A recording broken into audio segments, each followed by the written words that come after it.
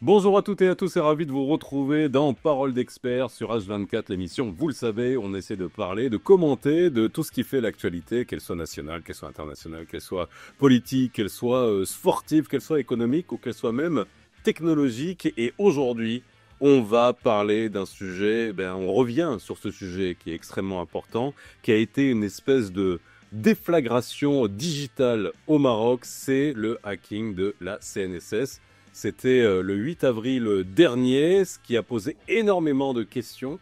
Les responsabilités, les implications, qu'elles soient juridiques, qu'elles soient techniques. Nos données sont-elles à l'abri aujourd'hui au Maroc, que ce soit nos données financières, que ce soit nos données personnelles jugées sensibles, puisque vous savez que dans la loi, il y a des données qui sont jugées sensibles avec certains critères. Nos datas sont-elles à l'abri? C'est le sujet de l'émission de jeu.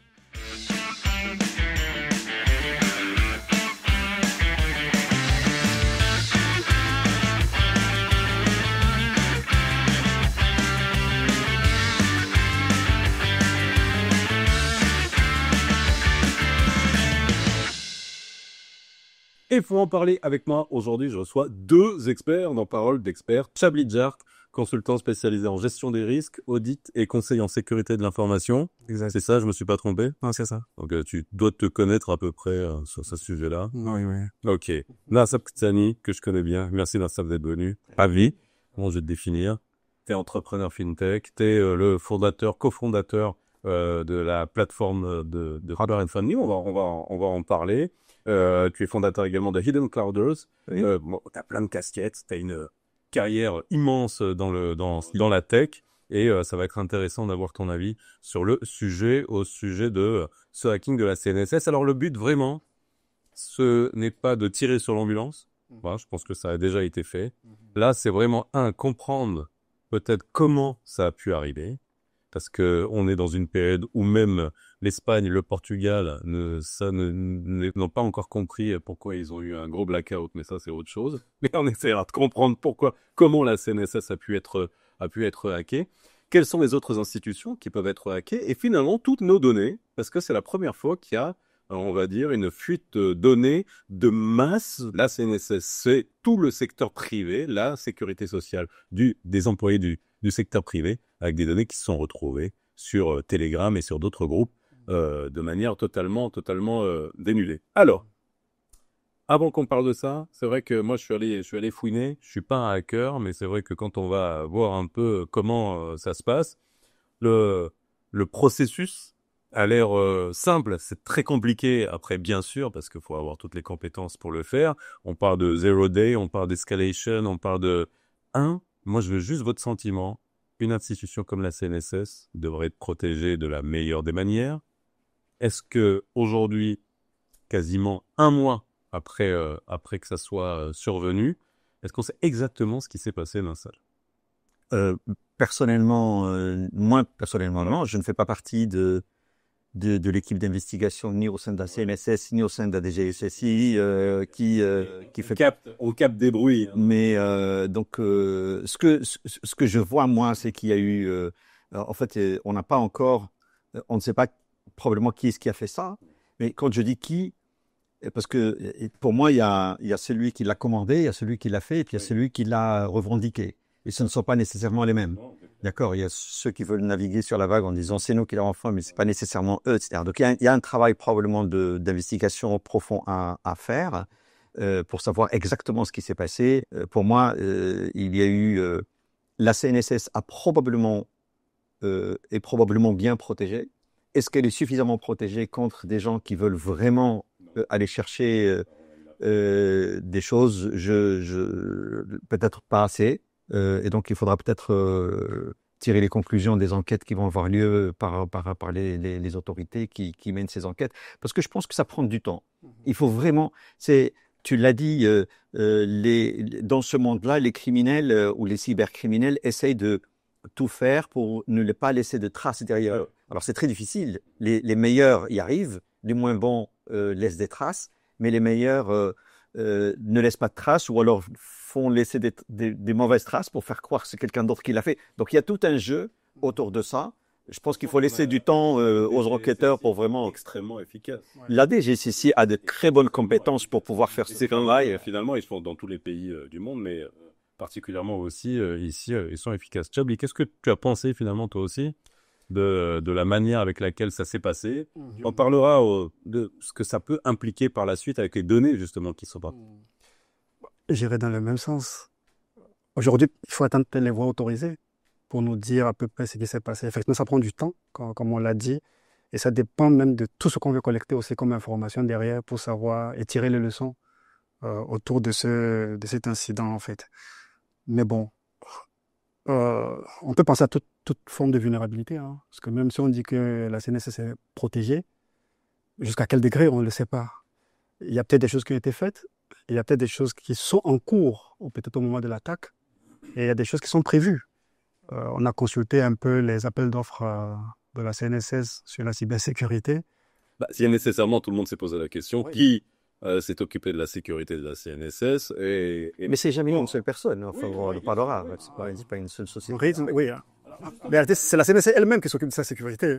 Même si elle fait appel à des externes, c'est elle. C'est elle. Et même si je reviens, parce que bon, aujourd'hui, on parle de la DGCC, mais on peut parler aussi de la CNDP, parce que les données à caractère personnel étaient engagées dans cette histoire. Oui, mais la CNDP n'a pas... Non, je parle CNDP... de ça pour situer la notion de responsable de traitement, en fait. Parce que la loi 0908 définit la notion de responsable de traitement. La DGCC va définir une notion d'organisme d'importance vitale, avec son corollaire de mesures de sécurité à faire. Mais si on veut situer les responsabilités aujourd'hui, il faut qu'on le situe aussi dans le sens de la protection de données à caractère personnel. En tant que responsable de traitement, c'est la CNSS qui s'occupe de sa sécurité d'abord. Oui, donc, même si elle sous-traite des choses, on ne peut pas dire que le sous-traitant est responsable de la chose, en fait. Ça, c'est la CNDP quand même, bien sûr. Exact. Que c'est la CNSS est responsable. Et il y a, quand vous traitez des données, vous êtes tenu non seulement d'informer la CNDP de ce que vous allez faire de ces données, et puis la CNDP a la possibilité d'ester en justice, mais elle a quand même des limites. C'est pas non plus, elle peut pas pas tout régler d'un point de vue judiciaire. On peut sous-traiter une partie de la sécurité, on ne sous-traite pas sa responsabilité vis-à-vis de la sécurité, ni vis-à-vis de la responsabilité vis-à-vis de la protection des données. Ça, on la garde et on est responsable. Ça ne sous-traite pas. En réalité, sur cela, il y a ce qu'on appelle une supply chain. C'est-à-dire qu'il faut regarder l'ensemble de la chaîne. Elle est humaine, elle est technique. Il y a des prestataires qui font du service, il y a des prestataires qui font du conseil, il y a des prestataires qui fournissent de la technologie, des infrastructures, des routeurs. C'est toute une chaîne très complexe dans laquelle il faut trouver où est-ce qu'il y a eu les failles, etc. Mais la chaîne technologique, elle est complexe. C'est une question de supply chain. Ouais. Les données, ça c'est une vraie question aussi, parce que là on a fait fuir des données. Elles étaient où ces données? Apparemment, ils étaient sur les serveurs de la CNSS qui ont été ponctionnés du serveur. C'est des données froides, donc c'est pas des données de prod. Donc c'est apparemment, hein, c'est pas les données c'est des espèces d'archives en fait. C'est pas les données, c'est ce qu'on appelle des données un peu froides. Donc c'est des fichiers PDF en scène. Donc c'est pas dans la base de données. Des bordereaux de oui, bien sûr, qui sont sortis. Jusque-là, c'est ce qu'on connaît. Hein. Oui. C'est ce qu'elle a été, oui. Des offsets, sont oubliés, etc. Exact, parce qu'il y avait une volonté probablement de celui qui revendiquait d'une communication politique, peut-être géopolitique, de communiquer ça à la veille de JITEX, à la veille d'un certain nombre de négociations qu'il y avait aux États-Unis, etc. Donc il y avait une volonté, en tout cas d'une revendication qui était plus politique qu'autre chose. Parce que c'était pas, il faut aussi le dire, c'était pas une attaque où on a dit ransomware, soit tu payes, soit je te donne pas les données. Ce n'était pas une attaque qui a fait tomber le système pour qu'il ne fonctionne plus, etc. C'est une attaque. C'est une attaque, pour moi, géopolitique de quelqu'un qui disait je veux te nuire, je veux le dire, et en tout cas, celui qui l'a revendiqué. Le reste, je ne sais pas si c'est les mêmes. Mais en tout cas, ceux qui le revendiquaient voulaient faire mal à l'image. Et je dis que peut-être ça a été très bien ciblé, parce que c'est pas seulement la CNSS qui a des données importantes au Maroc. Hein. Quand on regarde l'écosystème, on trouvera par-ci par-là, mais taper sur la CNSS, Je pense qu'ils ont bien pensé. Ouais, bien sûr, c'est préparé. Les degrés de nuisance aussi. Et tout ce que ça a pu impliquer comme impact social. Bien sûr. Voilà. Et attaquer un symbole qui s'appelle sécurité sociale. Ah oui, ça sécurité sociale. Voilà, exactement. Voilà, C'est de la com. Voilà, c'est de la com.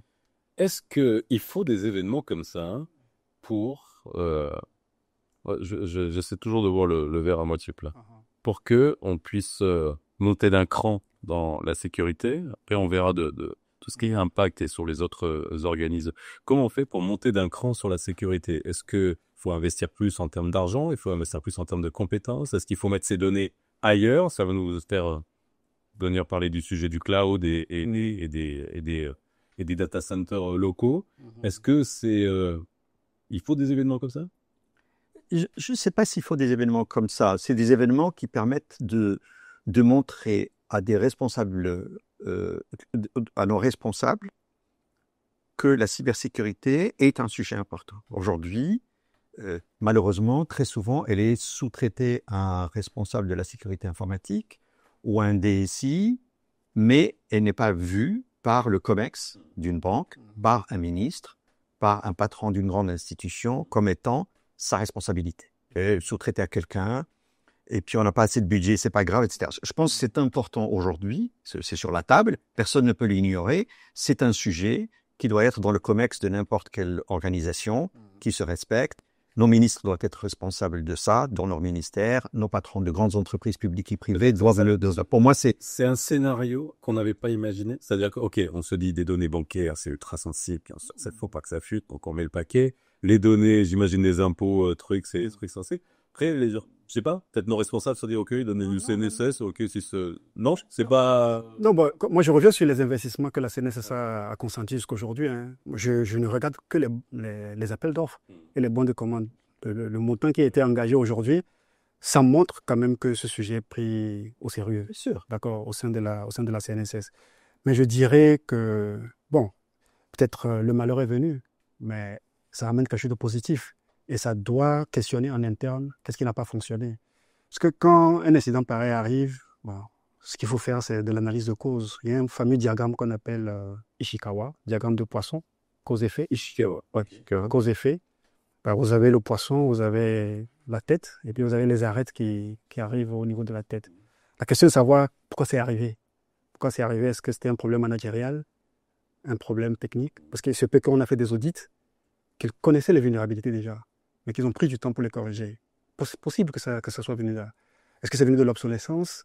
Est-ce que c'est venu d'une complicité interne, de quelqu'un qui a facilité la chose, ainsi de suite? Oui, donc tout ça, ce sont des arêtes qui vont converger vers la tête du poisson, le problème en fait. Donc quelque part, ça serait la solution la plus simple? Non, mais il faut le faire. Oui. Non, mais quelqu'un de l'intérieur. Oh, bah, bien sûr. C'est working, ça serait plus simple pour nous. Ah oui, bien sûr. Oui. C'est facile.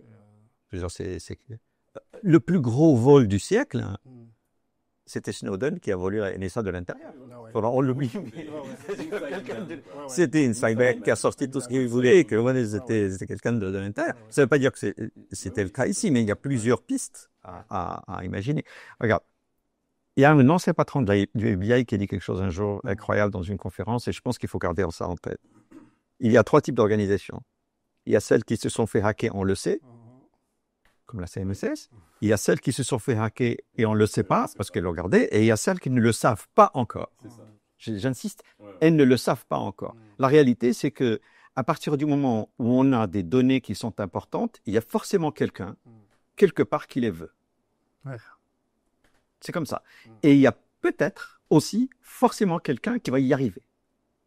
Quel que soit l'investissement qu'on va faire en termes de protection, l'idée même que c'est infaillible n'existe pas.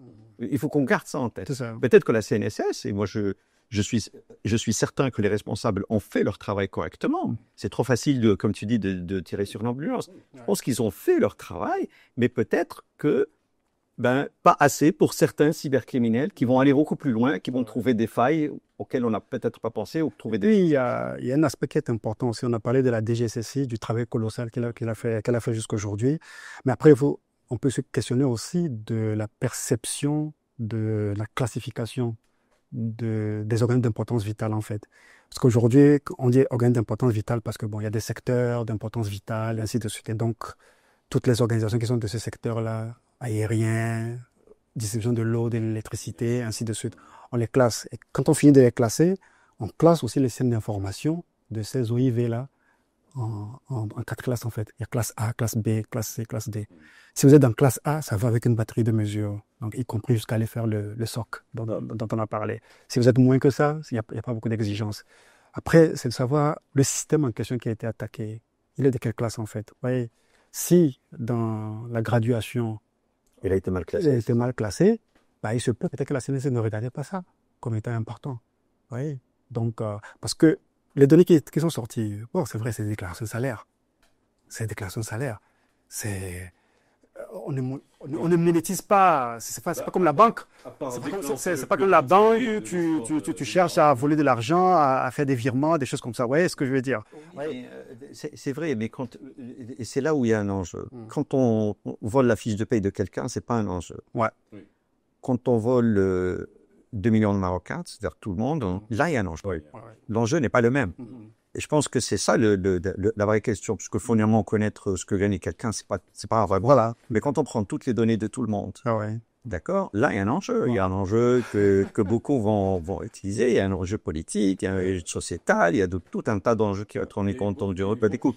Et il y a un enjeu aussi de confiance. C'est ça. Ça, mais il y a un gros coup de canif, même de scie, dans la confiance. Alors, ça, c'est le moins qu'on puisse dire. Si on écoute un peu les réactions, les rumeurs, etc., même si on n'a pas fait de sondage sur le sujet, mais beaucoup de gens qui ont commencé à balancer des rumeurs. Ah, mais donc, sur la donnée de la CNSS, il y a nécessairement les données bancaires, les RIB, etc. Est-ce que ça peut avoir des ponts? Est-ce que clairement, quels sont les dangers qu'une telle fuite sur des données de ce type, mais tu l'as dit, c'est des données froides, est-ce qu'il y a un vrai danger ou pas? Pour que ça égrène sur d'autres systèmes. Bon, le premier danger, c'est le phishing.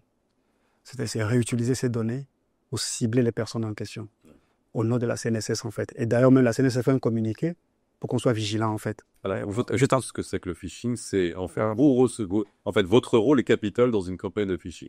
Vous envoyez un message, on se fait passer pour un organisme, quel qu'il soit, un transporteur qui dit que vous avez un colis qui va être livré, la CNSS, les impôts, j'en sais rien. C'est ça. C'est ça. Et c'est souvent très bien fait. Ouais. Mais vous devez cliquer ou vous devez faire une action pour que là, on vous pique vos données. C'est ça, voilà. En fait, là, on a récupéré des millions de données qui peuvent servir pour une campagne. On peut exploiter ça. Ouais, non. On peut exploiter ça.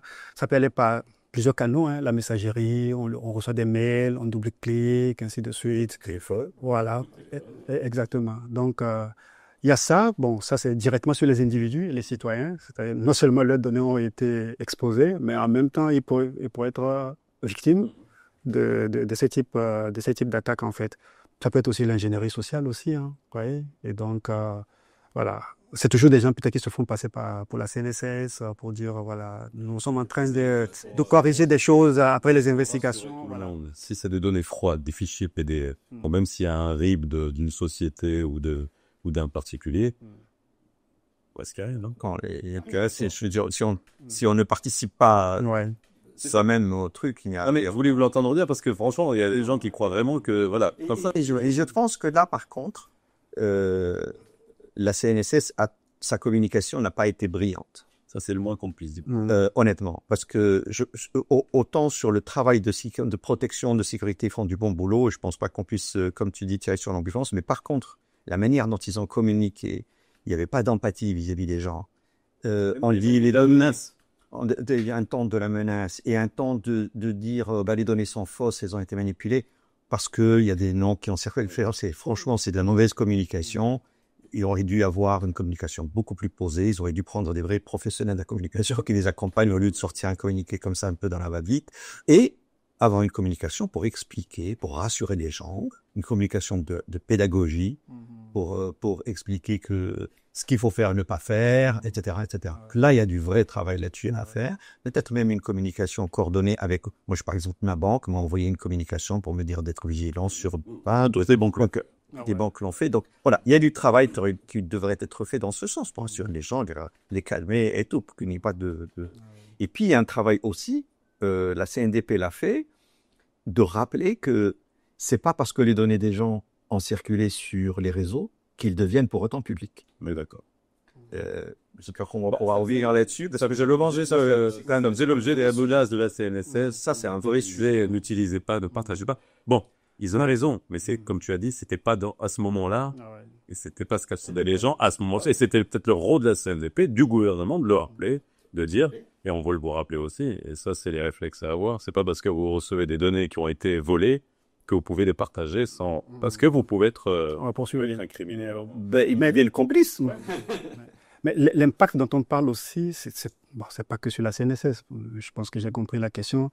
Ça touche tout l'écosystème. Je pense la confiance que vous avez évoquée, même dans la digitalisation. Vous voyez, parce qu'on est en train d'encourager cela. On met beaucoup de moyens. Mais aujourd'hui, est-ce que ça ne va pas nous ramener un peu en arrière? Est-ce que certaines tendances ne diront pas, vous écoutez, vous voyez, on avait dit non, de ne pas y aller, ainsi de suite. On ne croit pas trop en ça, machin, ainsi de suite. Oui, ça va être facile à tous les endroits. Qu'ils ont eu en Espagne avec pas d'électricité. C'était un blackout pendant 8 heures en se disant mais on peut plus payer, on peut plus tirer. Et on l'a vu, hein, on l'a vu il y a quelques semaines. Il y a pas mal de sites quand même qui, soit elles ont restreint les adresses IP depuis l'étranger vers leur service. Il y en a qui ont adopté ces mesures-là, chose qui paraît un peu anormale. Ils doivent adopter des... La ICSC, donc la Voilà, par exemple. Mais bon, ils l'ont annoncé pendant un moment, le temps Pour se barricade, ainsi de suite, voilà. En fait, c'est un peu normal qu'à un moment donné, les responsables de la sécurité se posent, fassent une analyse de risque et disent, ben, on a identifié tel et tel risque. Et la stratégie d'adresser ce risque-là, c'est de prendre cette action. Et je pense qu'on peut leur faire confiance. C'est leur responsabilité de faire ça, c'est leur rôle de faire ça. Peut-être qu'en attendant de construire une autre stratégie dans le futur. Et on peut honnêtement que les féliciter. Le fait de le faire, c'est quand il y a des... Et c'est pas que dans le digital. Dans la réalité, quand il y a un accident d'avion ou un piratage d'avion, les gens n'arrêtent pas de voyager, les gens continuent à voyager.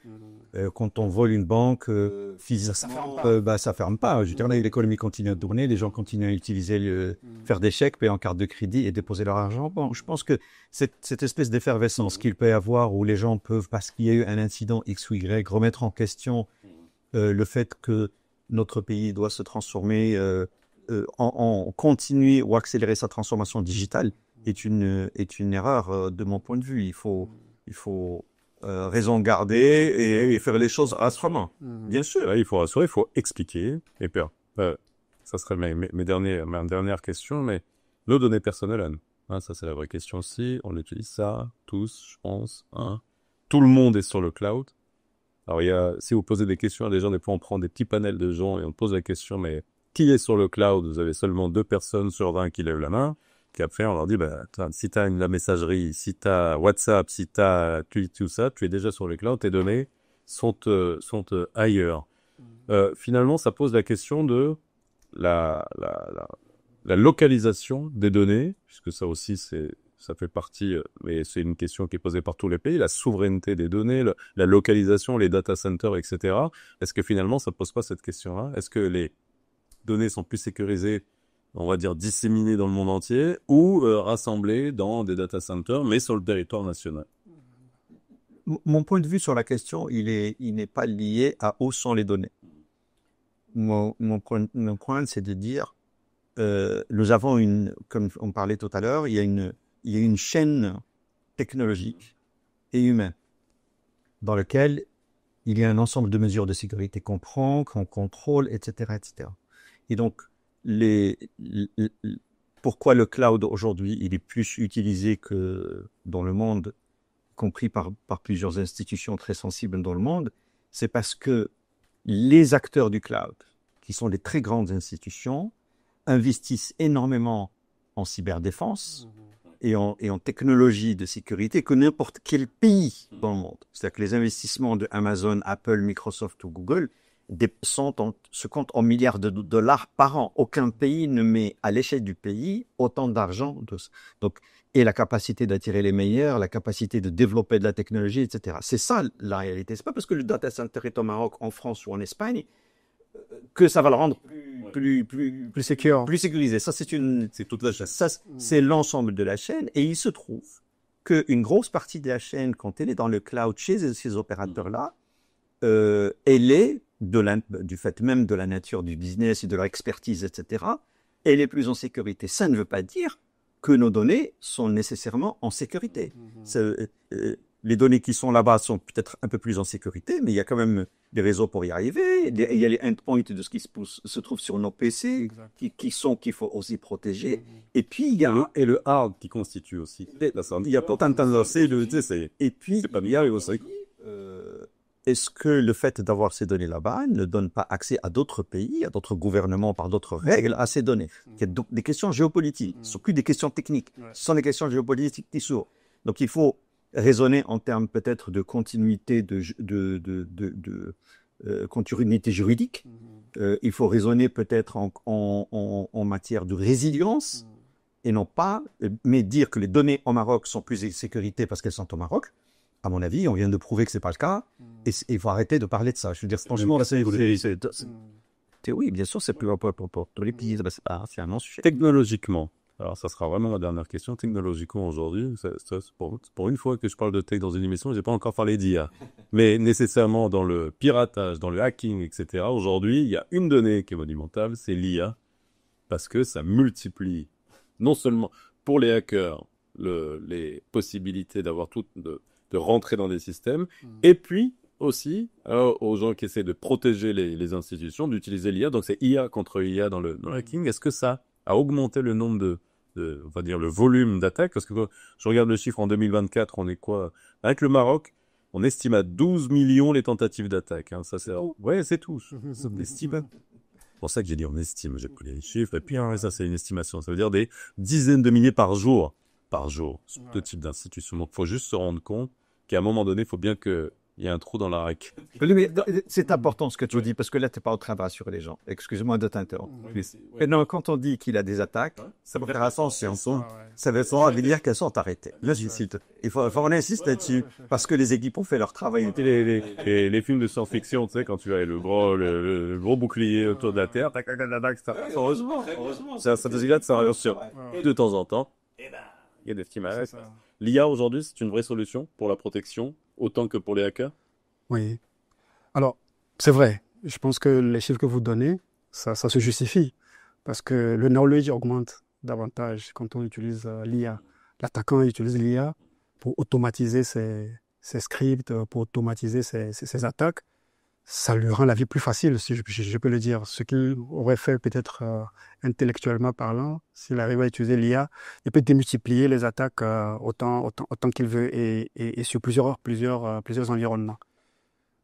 De l'autre côté aussi, dans la défense, oui, il faut aussi penser à intégrer cela. Et je crois que même l'architecture des SOC aujourd'hui, le Security Operations Center, commence à intégrer ces usages aussi pour pouvoir améliorer la détection des menaces et puis pouvoir anticiper notamment tout ce qui est réponse à incident en se basant sur les technologies IA en fait. Donc aujourd'hui, oui, je pense que c'est l'outil d'avenir, c'est les outils d'avenir et même la cyber. Je pense même que Microsoft et tous les grands qu'on connaît aujourd'hui, ils intègrent ces aspects dans les outils de protection aussi. Vous voyez, même quand vous prenez un antivirus aujourd'hui, voilà, et donc il va intégrer aussi l'IA, tout ce qui est analyse comportementale, ainsi de suite, voilà, pour pouvoir améliorer la protection de votre ordinateur.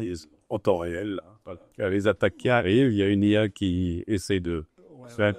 Comme vous prenez un acteur comme Amazon ou Microsoft ou Google, ils ont plusieurs trilliards, je dis bien milliers de milliards d'événements de sécurité par jour qu'ils voient. C'est impossible de les traiter de manière manuelle. Donc l'IA, elle est là pour faire le tri, pour identifier, etc. Justement parce qu'ils utilisent le cloud, parce qu'ils ont, c'est eux qui donnent les PC, les Android, les iPhones, etc. Ils voient ça. C'est des points d'information de sécurité qu'ils ont. Et donc, cette information collectée mondialement leur donne une puissance d'analyse en utilisant l'IA pour pouvoir construire et mieux protéger.